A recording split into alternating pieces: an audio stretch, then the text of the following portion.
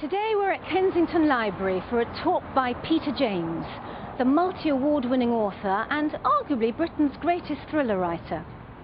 Peter has written several bestsellers, including his very popular Detective Roy Gray series of thrillers, all of which have the word dead in the title. There's Dead Simple, Not Dead Enough, Looking Good Dead, and Dead Man's Footsteps, his 9/11 thriller. His latest one is called Dead Tomorrow. Here's one I prepared earlier, a review copy. It's a very moving story about the terrible trade in human organs.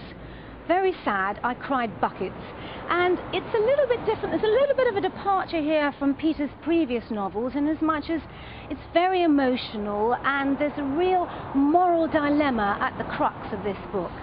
I loved it. I think it's my favourite of all of Peter's books, so far.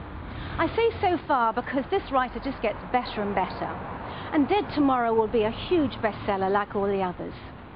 Let's go in and listen to Peter's talk and hear all about Dead Tomorrow.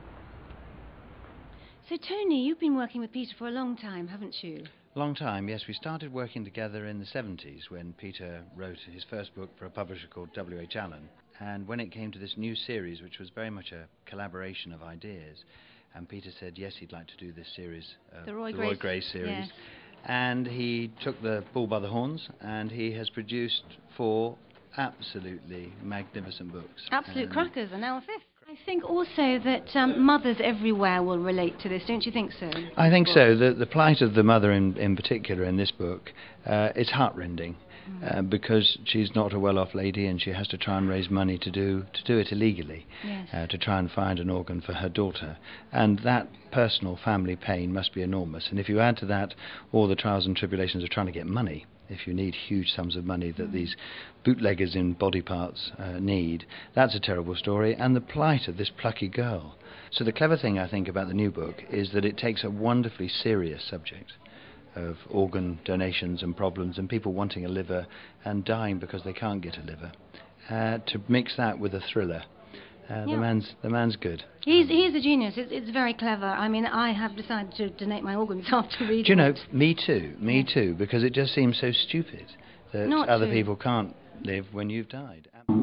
So please welcome Peter James.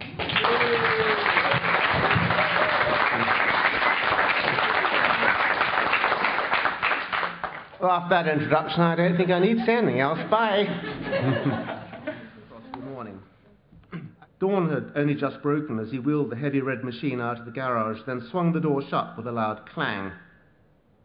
Although there was a ground frost, it had not rained for several days, so there was no danger of black ice on the road. He looked up at the curtained window, then pressed the starter button of his beloved motorbike for the last time in his life.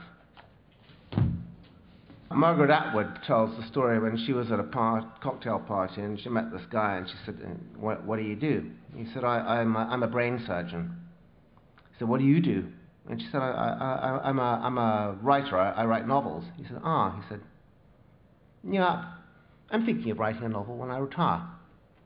And she said, that's fascinating. She said, I'm thinking of being a brain surgeon when I retire. My real love's always been writing. I was an obsessive letter writer as a child. I once wrote to Enid Blyton, and I said that dear Miss Blyton, I've just read your lovely book, 5 Go to Treasure Island. And they spent 7 days on this island, and not one of them went to the toilet in all this time. Your bodies, as a soup of chemicals, are worth about 50 pence. But as a container of body parts, you're each worth about €1 million. 3 people die every day in the UK waiting for a transplant. Around 20% of those people on a liver transplant waiting list die before they get a transplant. And the figure is even higher in the USA. And that's the heart of Dead Tomorrow.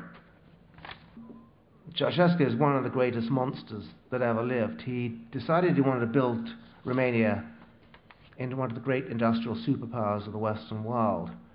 And to do this, he needed to explode the population. So he made it compulsory for all girls from the age of 14 to have a pregnancy test once a month. And if they were pregnant, they were not allowed to abort. There were 40 children in cages. And they'd been put in cages, aged between 7 and 11, to stop them stealing each other's food. And they were just staring into space. And all of them dream of coming to England or to other rich Western countries. And they get offered jobs by traffickers. And they're going to end up either being trafficked for their organs, or they're going to end up more likely working in the sex trade. I was talking to the trafficking unit, and they said, oh, we're actually going on a tour of Brighton and Brothels tomorrow night. Would you like to come with us? Well, think about that one. They said, we're looking for a 14-year-old girl who's gone missing, and we think she may be working against her will in the sex trade. So I said, yeah, sure. So I said to Helen, I said, I'm just going out to some brothels tonight, darling. And we went into a brothel in a street called Silwood Street, just off the centre of Brighton and Hove. And I imagined we'd be going somewhere with beautiful sort of purple velour walls and mirrored ceilings and chandeliers. We walked into this absolute tip of a terraced house. There's a manky carpet. It smelt of cigarette smoke and cat pee. There was a huge woman in her mid-60s who was the maid, sitting behind a desk, eating pot noodles. Above her was a television screen showing the exterior of the building. Next to it was a porno movie playing on a television screen, and next to that was a price list. But it was the late Noel Coward who eulogized, "Ah, dear Brighton, peers, queers and racketeers." And it was the very much still alive Keith Waterhouse who said, "Brighton has the permanent air of a town that is continually helping the police with their inquiries." For 9 years running, it's been the injecting drug death capital of the UK. We did lose it last year to Liverpool, but I'm happy to announce we got it back again this year. I was with the duty inspector of Brighton and Hove, 7 o'clock in the morning, and he said, we've just heard that there's an armed robber living in a flat in Brighton. We're going to go and arrest him. Do you want to come with us? I said, yeah, please. He said, just keep clear of the door when we go in case he shoots. And they wrestled him face down onto the ground.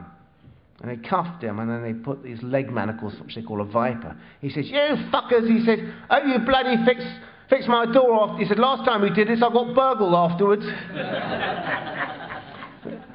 I often feel sorry for people who don't read good books. They're missing a chance to lead an extra life. Thank you.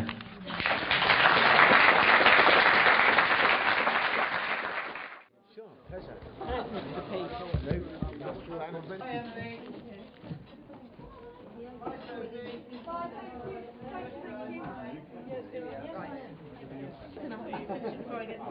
Did you like it? Yes, I did. Page turn, completely lost my journey of an hour and a half reading that one. Thank you. There you go. Thank you very much. Thank you very much. Bye.